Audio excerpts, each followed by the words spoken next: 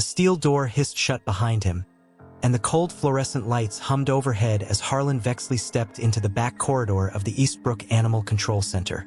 The smell of disinfectant mixed with the faint, bitter scent of fear. He walked past the cages slowly, each holding a set of tired, forgotten eyes. But it was cage 12 that stopped him cold. Inside, a large German shepherd sat perfectly still, his head low, his gaze locked. There was no barking, no begging, just a silent stare, calm, almost resigned.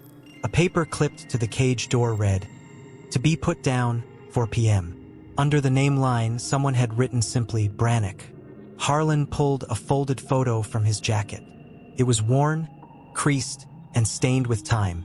5 officers stood in the image, their K9 partners beside them, proud and ready. In the center stood Branic, not just a dog, but a soldier. His coat was darker than, his posture tighter, but the eyes were unmistakable. Harlan's throat tightened. This wasn't just a dog from the past. This was his dog. He leaned closer to the bars, whispering, "They told me you died, Branic." His voice cracked on the name. He hadn't said it out loud in 3 years. Not since the warehouse fire. Not since the smoke, the screaming, the explosion, and Branic vanishing into the flames. The department had closed the file. Branic, MIA, presumed dead. But here he was, alive and scheduled to die a second time. "Can I help you?" came a clipped voice behind him.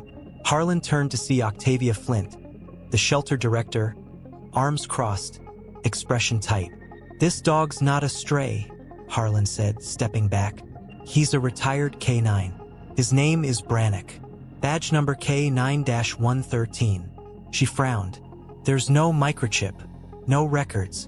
He came in last month. No one claimed him. That's because someone doesn't want him found." Harlan held up the anonymous note he'd found on his desk that morning. "Cage 12. Before it's too late." No name, no explanation. Behind the glass office window, Dr. Linnea Varn watched quietly. Her eyes met Harlan's for a brief second before she looked away. She knew something, he could feel it. Branic stepped forward, nose touching the cold metal of the cage. His eyes, still fierce despite the gray in his fur, locked with Harlan's again. In them, Harlan didn't see a dog. He saw a survivor, a witness, and maybe a threat to someone who had tried to bury the past. As the clock ticked toward 4 p.m., Harlan realized something terrifying. Branic hadn't just been lost. Someone had tried to erase him, and they were still watching.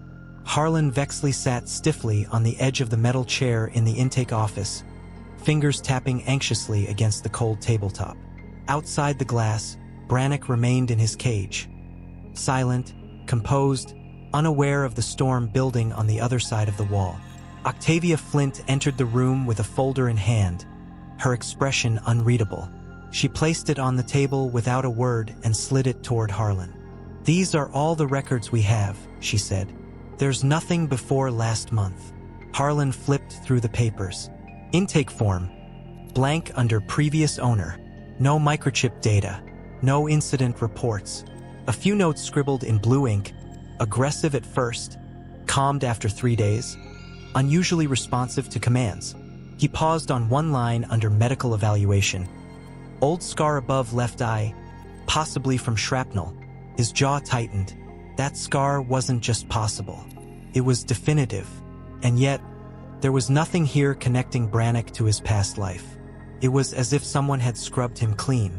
"I need to take him into protective custody," Harlan said, pushing the folder away.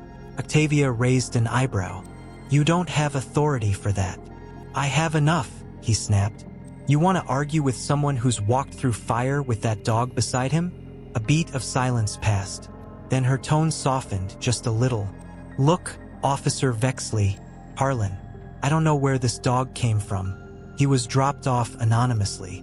No cameras, no witnesses, just a cardboard box with his name written in black marker. Branic, that's it." Outside the door, someone lingered. Harlan turned sharply, catching a glimpse of Dr. Linnea Varn through the small window. She vanished the second his eyes met hers. He stood abruptly, I need to talk to the vet, he said. Octavia hesitated. She's in surgery, but her tone didn't carry conviction. It carried something closer to fear.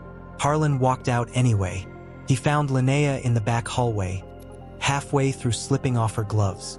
You knew who he was, he said without raising his voice. She froze. I wasn't sure, she whispered.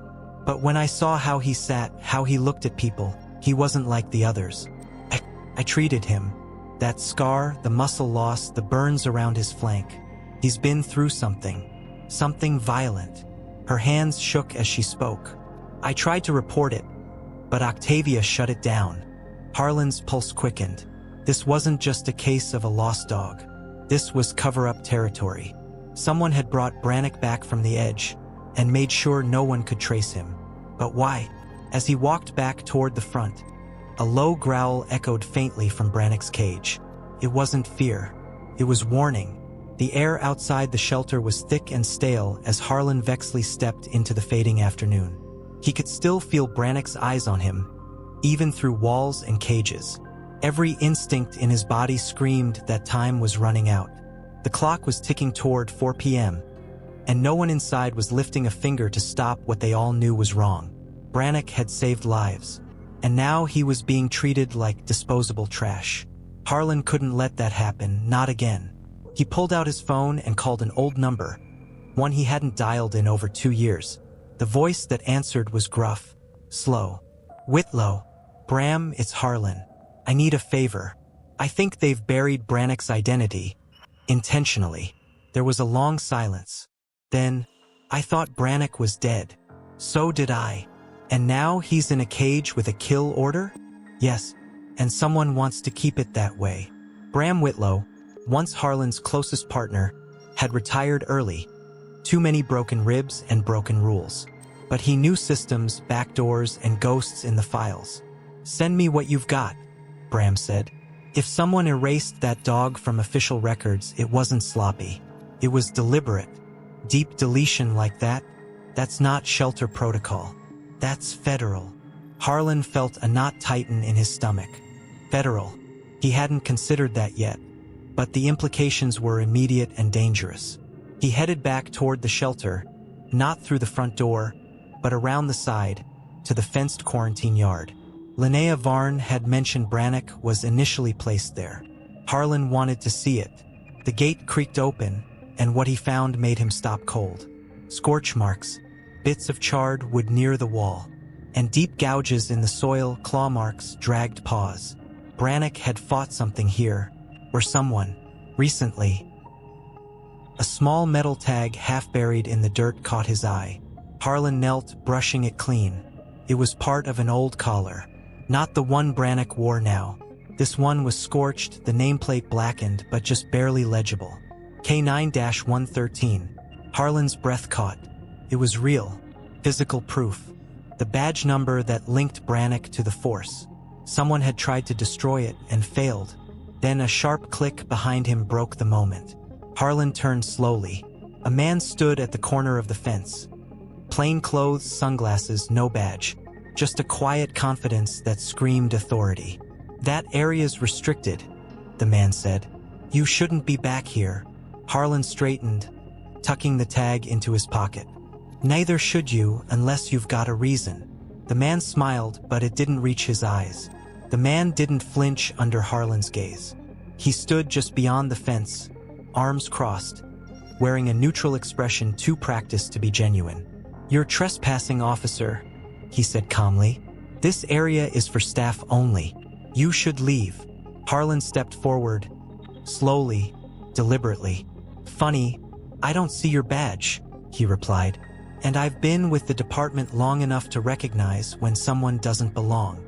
The man smiled faintly, tilting his head.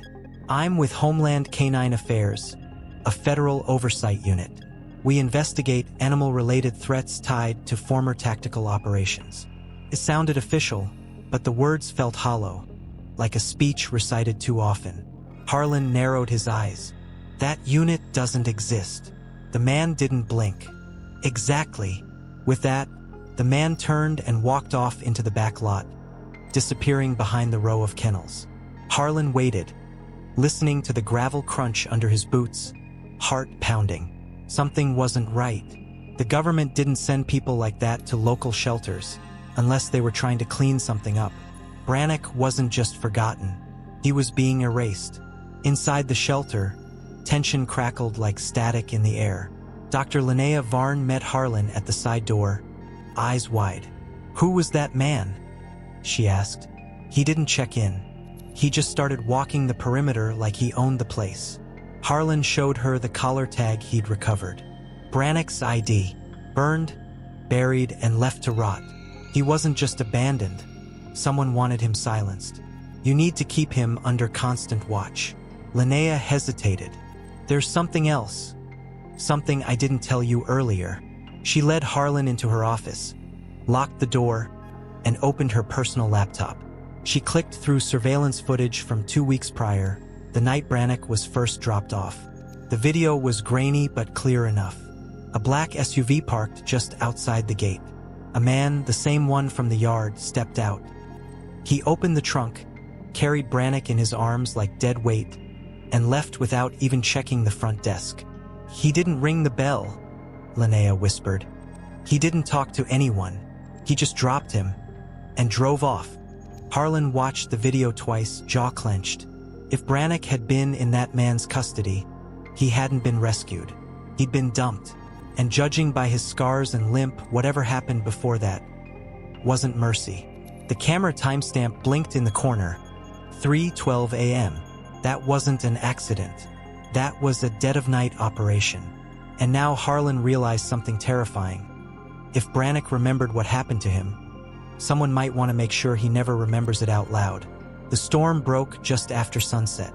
Rain lashed against the shelter windows in harsh sheets as Harlan stood in front of Branic's cage, keys in hand. The building was nearly empty. Staff had left early, claiming power outages and flooded roads. But Harlan knew better. Someone wanted them gone. Someone wanted the place quiet. He took a deep breath, slipped the key into the lock, and opened the cage. Branic didn't move at first. He stared up at Harlan, head tilted slightly, ears twitching. For a second, Harlan wondered if he remembered anything at all.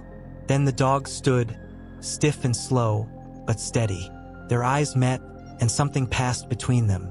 Recognition, not just of a face, but of years, of shared fire and blood, of trust, fractured but not destroyed. "We're getting out of here," Harlan whispered, fastening the leash gently around Branic's neck. "They're not going to touch you again." He led him through the side corridor, past the darkened exam rooms, and out into the storm. The rain hit like nails, but neither of them flinched. Branic stayed close, never straying more than a foot from Harlan's side. Even after everything, his loyalty remained intact, a ghost that refused to die. Harlan's truck was parked 2 blocks away. He'd left it hidden behind a row of dumpsters after spotting the black SUV earlier that day. He didn't know who was watching, but he knew someone was. As they approached the alley, Branic's body stiffened. A low growl rumbled from his throat. Not loud, but deep. Harlan stopped. "What is it, boy?" Branic's eyes were locked on the shadows near the fence. The figure moved, fast, silent, then gone. Harlan reached for his holster instinctively, scanning the dark. Nothing, just the wind. But his instincts screamed otherwise. He turned to Branic. "Go, now." They rushed toward the truck, rain pounding harder, the sense of pursuit mounting with each step. Harlan slammed the door shut behind them, started the engine, and peeled out of the alley. Only once they were a mile away did he exhale. Branic sat beside him in the passenger seat, soaked, shivering, and alert. Harlan glanced at him, heart heavy. "They wanted you erased, but you came back."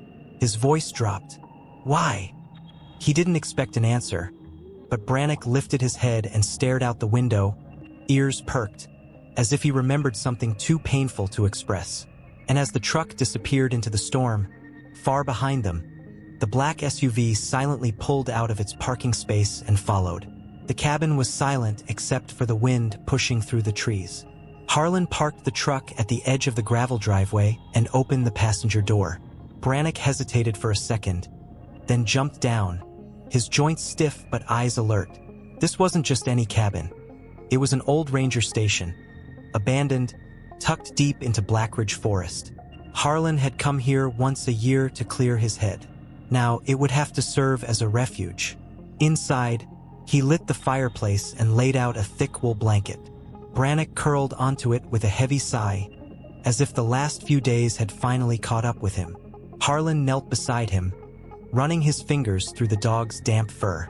Beneath the rough coat were layers of trauma, healed burns, old stitches, and muscles that had wasted from weeks of confinement. But the strength was still there, and something else too, a flicker of memory behind those eyes. While Branic rested, Harlan opened his laptop and called Bram Whitlow again. "I found something," he said without preamble. "An ID tag, K9-113, and I saw the man who dropped him off. He was at the shelter watching me." Bram's voice was tight. "You need to know something." I dug deeper into Branic's file. The official report on the warehouse explosion? It was edited, redacted, pages missing. And guess who filed the original paperwork?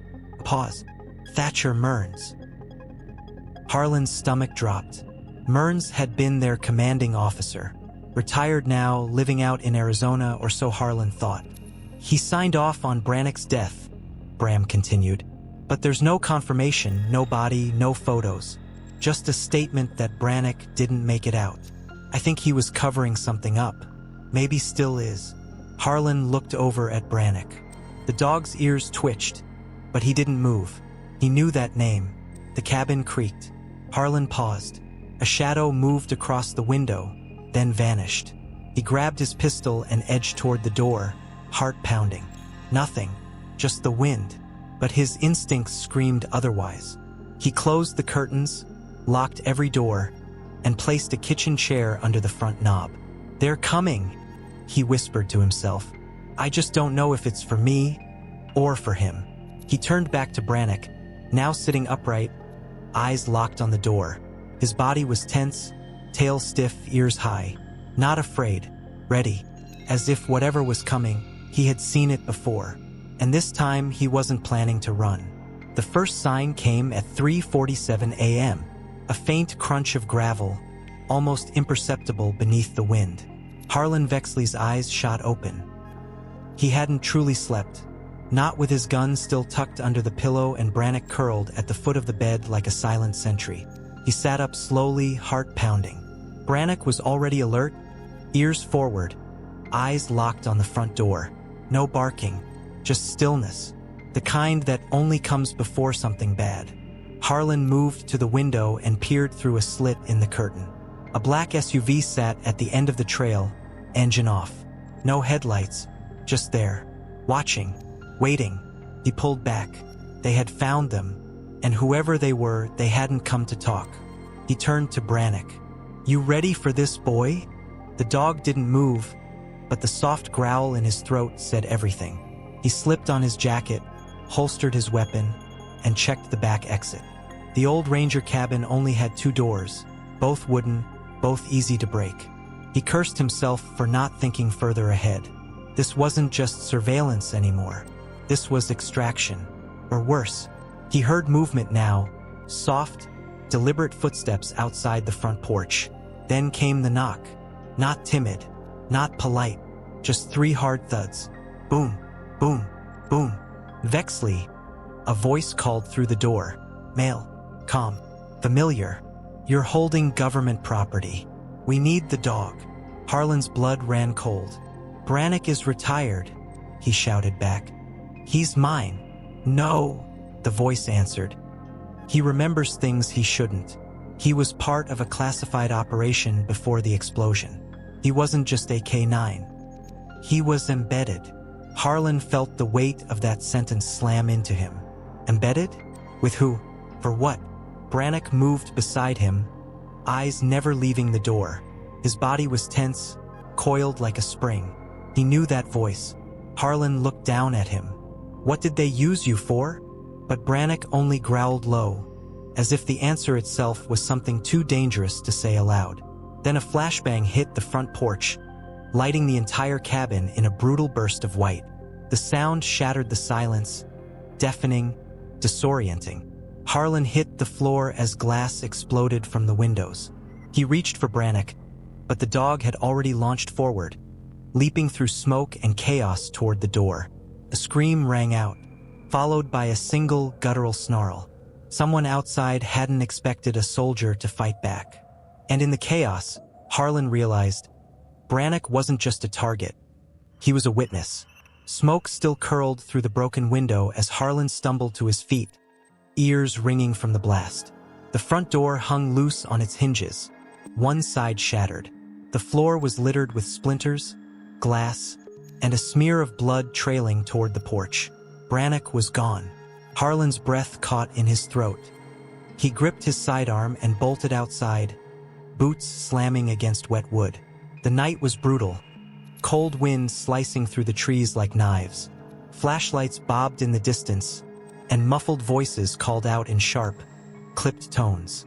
But there was also a sound that didn't belong, the growl. Low, constant. Harlan followed it. Rounding the side of the cabin, he saw Branic pinning a man to the ground, jaws clamped on the attacker's forearm. The man screamed, blood soaking into the snow beneath them. Another figure raised a weapon toward Branic. Harlan fired first. The shot cracked through the night and dropped the second assailant in one hit. Not dead, but down. The rest scattered like roaches, disappearing into the dark forest. Harlan rushed to Branic. "Release!" he barked. Instantly, Branic let go, stepping back, his muzzle coated in red, his breathing heavy but controlled. Harlan knelt beside the man on the ground, pressing his gun to the man's temple. "Name, now." The man coughed, grimacing in pain. "It was never about you," he hissed. "We were told to recover the asset and destroy any physical records." "Asset?" Harlan snapped. "That's what he is to you?" The man nodded, sweat pouring from his face. "You don't know what he was part of. The memory work didn't hold. He still remembers." "Remembers what?" The man hesitated, then whispered, "Keen. Ask Sylvain Keen. He built the whole damn thing." Harlan's heart sank. Sylvain Keen, the retired trainer from the K-9 division. A recluse. A man who'd vanished from the radar years ago after a scandal involving unauthorized training programs. Harlan had almost forgotten the name, but Branic hadn't. As he looked into Branic's eyes, something shifted. The dog stood straighter now, as if something had unlocked. A piece of the puzzle shaken loose. Keen was the key. Whatever Branic had seen, whatever mission they had buried, it started with him. Sirens began to rise in the far distance. Locals must have heard the shots. Harlan had minutes, maybe less. He turned to Branic, brushing snow from his fur. "We're going to find him. Whatever they did to you, it ends now." Branic didn't blink. He didn't whimper. He just stood beside Harlan, eyes locked on the horizon, ready. Together, they disappeared into the woods. Behind them, the snow kept falling, covering the blood, but not the truth. The road to Sylvain Keen's cabin was nearly invisible, buried beneath years of pine needles and disuse. The truck's headlights barely cut through the dense forest fog as Harlan drove in silence. Branic curled in the back seat, eyes wide open. The GPS had stopped working miles ago, but Harlan didn't need it. He remembered the old stories, the rumors about Keen disappearing after retirement. And this was exactly the kind of place a man like that would go to disappear. They reached the gate just before sunrise. A rusted chain hung loose around bent iron bars, as if no one expected visitors, or didn't care if they came. Harlan stepped out cautiously, gun holstered but fingers tense. Branic followed, ears high, his steps slow and deliberate. They moved together instinctually like they had in the old days, when they cleared rooms and chased ghosts for a living.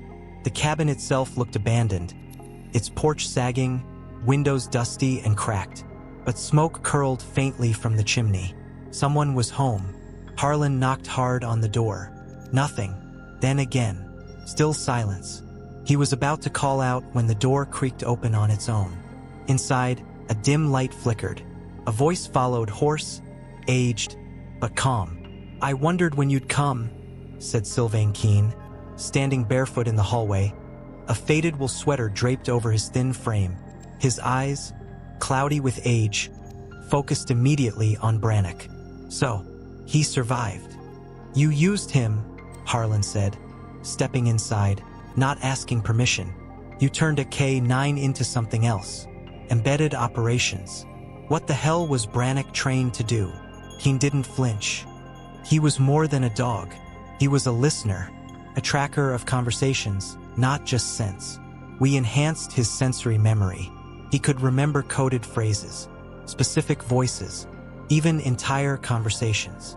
He looked down at Branic. "And he still can." Harlan felt a chill settle in his chest. "So that's why they want him dead." He remembers something they thought was erased. He nodded slowly.